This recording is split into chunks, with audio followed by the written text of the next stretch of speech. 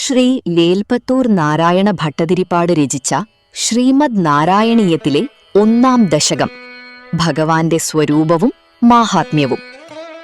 ശ്ലോകം 1. സാന്ദ്രാനന്ദാവബോധാത്മകമനുപമിതം കാലദേശാവധിഭ്യാം നിർമുക്തം നിത്യമുക്തം നിഗമശതസഹസ്രേണ നിർഭാസ്യമാനം അസ്പഷ്ടം ദൃഷ്ടമാത്രേ പുനരുരു പുരുഷാർത്ഥാത്മകം ബ്രഹ്മതത്വം തത്താവത് ഭാതി സാക്ഷാൽ ഗുരുപവനപുരേ ഹന്തഭാഗ്യം ജനാനാം.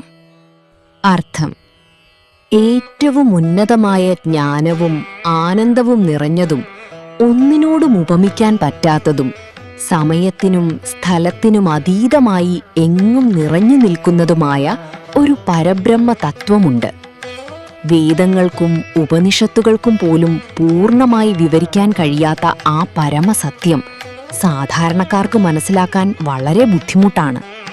എന്നാൽ ഭക്തിയോടെ അതിനെ ഒന്ന് ദർശിച്ചാൽ ഉടൻ തന്നെ അത് മനുഷ്യന് ജീവന്റെ പരമമായ ലക്ഷ്യത്തെ, മോക്ഷത്തെ പ്രസാദിക്കുന്നു. അങ്ങനെയുള്ള മഹാത്ഭുതമായ പ്രപഞ്ച ചൈതന്യം ഇതാ ഗുരുവായൂരമ്പലത്തിൽ ഉണ്ണിക്കണ്ണന്റെ രൂപത്തിൽ നേരിട്ട് വിളങ്ങി നിൽക്കുന്നു. ഇത് മനുഷ്യരാശിയുടെ എത്ര വലിയ ഭാഗ്യമാണ്! തത്വചിന്താപരമായി ഏറ്റവും കഠിനമായ പരബ്രഹ്മം എന്ന സങ്കല്പത്തെ വളരെ ലളിതമായി ഭക്തർക്ക് മുന്നിലെത്തിക്കുകയാണ് ഭട്ടതിരി ഈ ആദ്യ ശ്ലോകത്തിൽ. ഹിമാലയത്തിൽ പോയി കഠിന തപസ്സു ചെയ്ത് യോഗമുറകൾ അഭ്യസിച്ച് ജ്ഞാനികൾ മാത്രം എത്തിച്ചേരുന്ന ആ വലിയ സത്യം ഒരു സാധാരണക്കാരന് ഗുരുവായൂർ നടയിൽ ചെന്ന് കൈകൂപ്പി തൊഴുതാൽ തൊട്ടുമുന്നിൽ കാണാം. ഹന്തഭാഗ്യം ജനാനാം, മനുഷ്യരുടെ ഭാഗ്യം എന്ന് ഭട്ടതിരി അത്ഭുതത്തോടെയും സന്തോഷത്തോടെയും വിളിച്ചു പറയുന്നത് അതുകൊണ്ടാണ്. പ്രപഞ്ചത്തിന്റെ നാഥൻ നമുക്ക് എളുപ്പത്തിൽ വശപ്പെടാൻ പാകത്തിൽ ഗുരുവായൂരിൽ അവതരിച്ചിരിക്കുന്നു എന്ന വലിയ പ്രഖ്യാപനത്തോടെയാണ് നാരായണീയം ആരംഭിക്കുന്നത്. ശ്ലോകം 2. ഏവം ദുർലഭ്യവസ്തുന്യപി സുലഭതയാ ഹസ്തലബ്ധേ യദന്യത് തൻവാ വാചാ ധിയാ വാ ഭജതി ബദ ജനഃ ക്ഷുദ്രദൈവ സ്ഫുടേയം ഏതേ താവദ്വയന്തു സ്ഥിരതരമനസാ വിശ്വപീഡാപഹത്यै നിശേഷാത്മാനമേനം ഗുരുപവനപുരാധീശമീവാശ്രയാമഃ. അർത്ഥം: ഏറ്റവും ഉന്നതമായ പരബ്രഹ്മ ചൈതന്യം ഇതാ ഗുരുവായൂരിൽ എല്ലാവർക്കും എളുപ്പത്തിൽ ദർശിക്കാവുന്ന തരത്തിൽ കൈവെള്ളയിൽ കിട്ടിയതുപോലെ നിൽക്കുന്നു.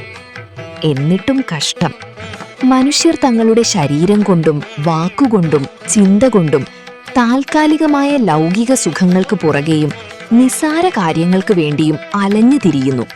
അതവരുടെ വിഡ്ഢിത്തം തന്നെയാണ്. എന്നാൽ ഞങ്ങളാകട്ടെ ഞങ്ങളുടെ സർവ്വ ദുഃഖങ്ങളും രോഗങ്ങളും മാറുന്നതിനായി പ്രപഞ്ചത്തിന്റെ മുഴുവൻ ആത്മാവായ ഈ ഗുരുവായൂരപ്പനെ മാത്രം ഉറച്ച മനസ്സോടെ അഭയം പ്രാപിക്കുന്നു. ഈ ശ്ലോകത്തിൽ ഭട്ടതിരി പ്രയോഗിച്ച ക്ഷുദ്രത, നിസ്സാരത, വിഡ്ഢിത്തം എന്ന വാക്ക് വളരെ ചിന്തനീയമാണ്. നമ്മുടെ കയ്യിൽ വിലമതിക്കാനാവാത്ത ഒരു ചിന്താമണി രത്നം ഇരിക്കുമ്പോൾ അത് കളഞ്ഞ് ഒരു പൊട്ടിയ ചില്ലുകഷ്ണത്തിനു വേണ്ടി ഓടുന്നവനെ പോലെയാണ് മനുഷ്യർ എന്ന് അദ്ദേഹം പറയുന്നു. മോക്ഷം വരെ തരാൻ കഴിവുള്ള പരമാത്മാവ് തൊട്ടു മുന്നിൽ നിൽക്കുമ്പോൾ മനുഷ്യർ താൽക്കാലികമായ പണത്തിനും പ്രശസ്തിക്കും മറ്റ് ലൗകിക ആഗ്രഹങ്ങൾക്കും വേണ്ടി ആയുസ് കളയുന്നു. ശരണാഗതിയുടെ പ്രഖ്യാപനം.